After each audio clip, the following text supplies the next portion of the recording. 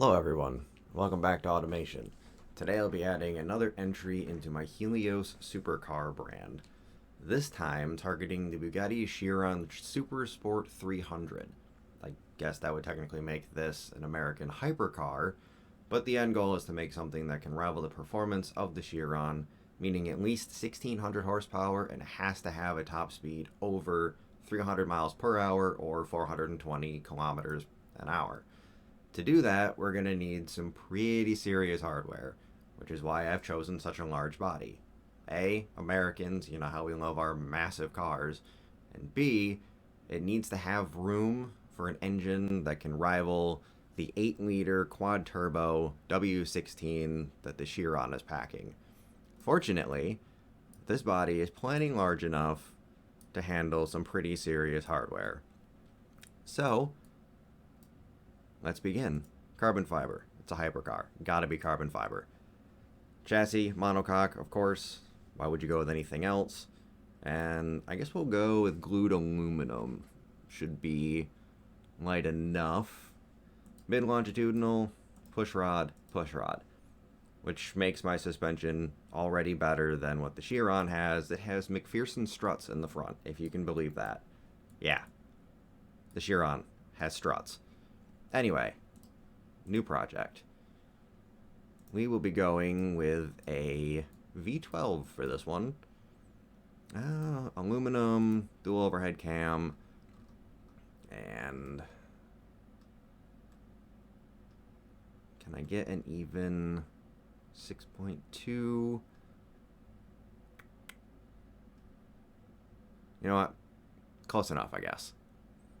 We'll go 5-valve and an aluminum head on it. Best of everything for this. We are sparing no expense on this thing. We'll bring that down. Bump that up. Bump that. VVT. Turbo.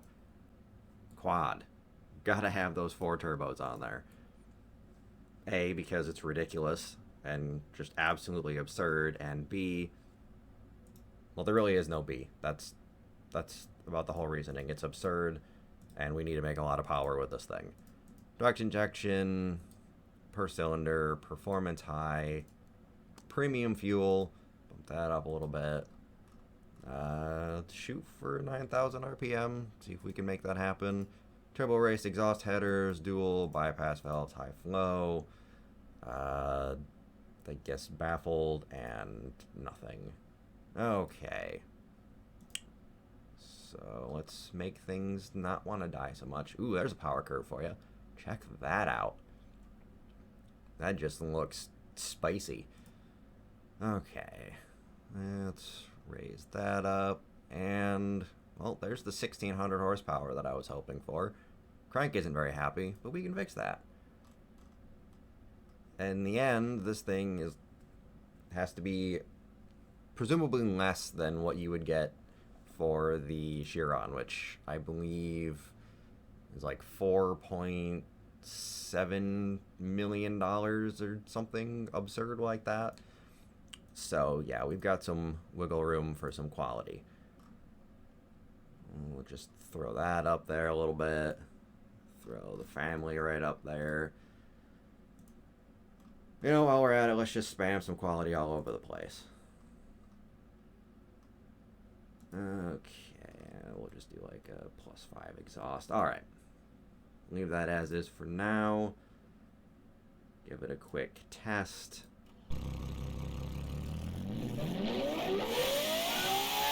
And yet again, I have forgotten to turn my speakers on. So, at the moment, I don't know what that even sounds like. It'll be a surprise for later on, I guess. We're going to go with this body. No convertible. Adds extra weight. We don't want that. All-wheel drive, dual clutch, 7-speed, and so far, 295. That's not quite good enough. Hopefully, we can change that with some gearing and aero, and so on and so forth. That might be overkill on tires. I don't know. We'll see. Carbon fiber, keep it nice and light. Carbon ceramic, 4-piston, And carbon ceramic. 4 in the back too, I guess. Why not? Jump that a bit. Bump that up a little bit. We'll go flow optimize. Give it less drag. Really help us with that top speed. Sport and I guess premium. Electric variable, ESC. The best safety, and we'll just throw that on there and give it a sport preset for now. Severe issues with wheel spin. I'm honestly not surprised. Alright, there we go. According to Automation's estimates, we can get 307 miles an hour, which I believe will beat the Chiron Super Sport by about 2 miles an hour, which, you know, is good enough. So, where are we at? Ooh, 4,000 pounds. Let's see if I can save some weight. We'll jump back here. Slide that up a little bit. Let's see. Interior. Let's save some weight there. Brakes. Sure. Wheels. Why not? Alright. 718,000. So for less than $1 million, you can get a car that is lighter than the Chiron by, I believe, about 700 pounds. Currently has over 100 more horsepower. And a comparable, if not slightly higher, top speed. So, I'm going to jump into the design process.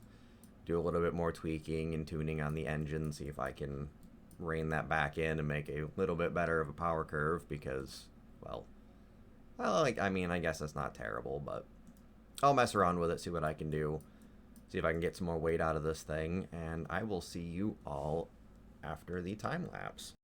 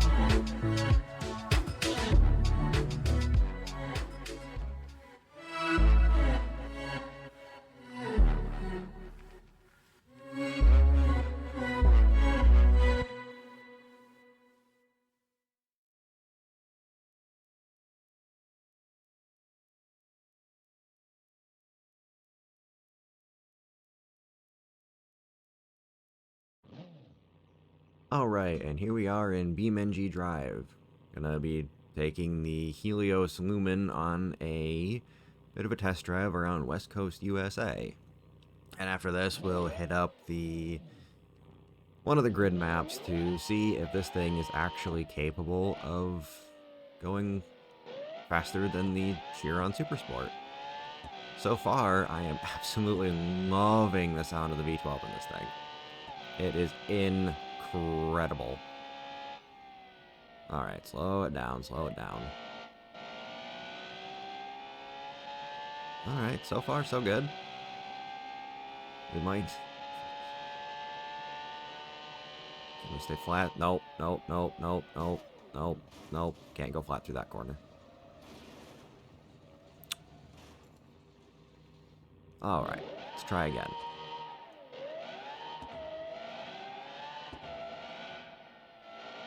Sounds like a goddamn F1 car, I love it. Doesn't like to turn, though, which is a bit of a problem. And I've also noticed that this thing is supposed to have ESC and all that on it. I don't... Yeah, it's not actually working. I'm not sure what the deal with that is, but... it is what it is, I suppose. Alright, let's, crash the car again, apparently. And spawn up some AI traffic. Oh, wrong button.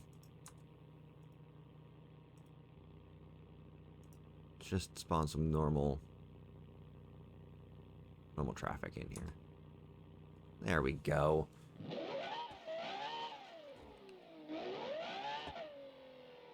What is that?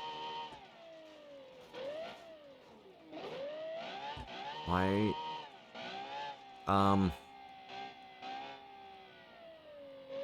Excuse me, sir. You seem to be on fire. Ah, he doesn't care. Can't say I've ever seen that one happen before. Just a random... What's up with all the... I mean, they're Burnside, so it kind of makes sense, but why are they all on fire?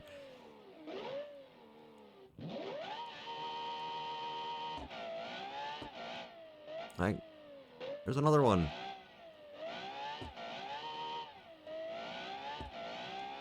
See if I can find any more of them. Yep, there's another one. Sorry, I know I'm supposed to be talking about this car, but I just think it's hilarious that all the Burnsides are, well, currently burning.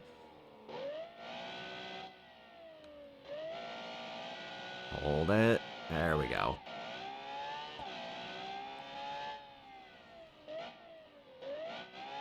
Alright, I mean, every time I'm about to say something nice about one of the cars I make, it decides to try to murder me.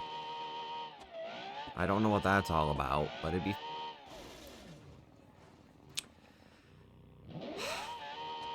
Alright, let's go this way. Maybe there won't be cars this way.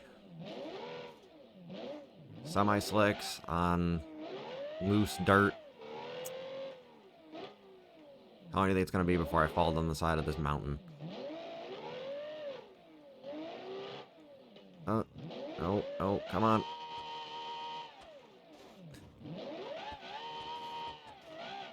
Okay, so we've established that this thing is not good on the dirt.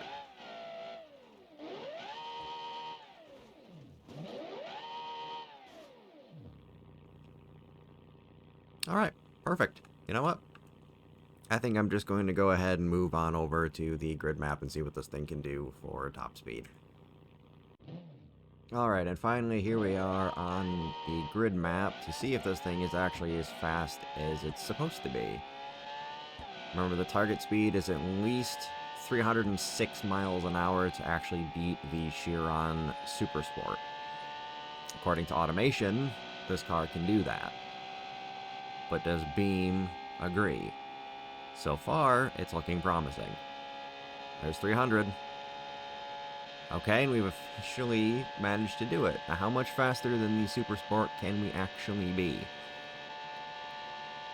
Now remember, this thing has basically the same amount of horsepower. The main difference is it weighs about 700 pounds less. And, well, you know, video game physics. I wonder if my tires will explode. Because they're definitely expanding. 331... 332. Now, mind you, that's the tire speed that it's showing, not the air speed. So it's probably going closer to maybe 328, 325.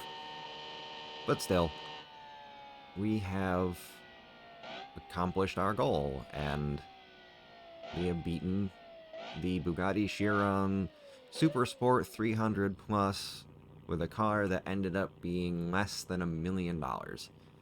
So, less than a quarter of the price of one of those. You could get one of these very unique looking cars and know that you're faster than a $4.7 million hypercar. So, yeah, I think that's going to about do it for this one. So I will see you all next time.